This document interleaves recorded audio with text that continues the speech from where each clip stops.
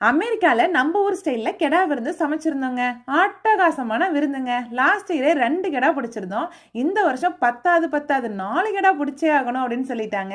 சரின்னு சொல்லிட்டு ஃப்ரெண்ட்ஸ் எல்லாம் சேர்ந்து போய் நாளே 4 கெடா பிடிச்சி நீட்டாக கட் பண்ணி பேக் பண்ணி மட்டன் பிரியாணிக்கு தனியாக மட்டன் கிரேவிக்கு தனியாக பேக் பண்ணி எடுத்துகிட்டு வந்துட்டோம்.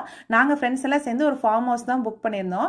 நைட்டு அங்கேயே டின்னர் முடிச்சுட்டு ஃப்ரெண்ட்ஸ் எல்லாம் சேர்ந்து வெங்காயம், இஞ்சி, பூண்டு, கொத்தமல்லி தலைன்னு என்னென்ன ப்ரெப் ஒர்க் பண்ணுமோ எல்லாமே நைட்டே பண்ணிட்டு தூங்கிட்டோம். காலையில் 4 மணிக்கு டான்னு சமைக்க ஆரம்பிச்சாச்சு.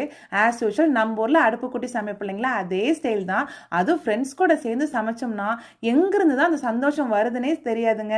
வேலை செய்கிற அலுப்பே சுத்தமாக தெரியாதுன்னா பாருங்களேன். டிப்பிக்கலாக நம்ம ஊரில் சொந்தக்காரங்க கூட எப்படி இருப்போமோ அதே சந்தோஷம் தாங்க.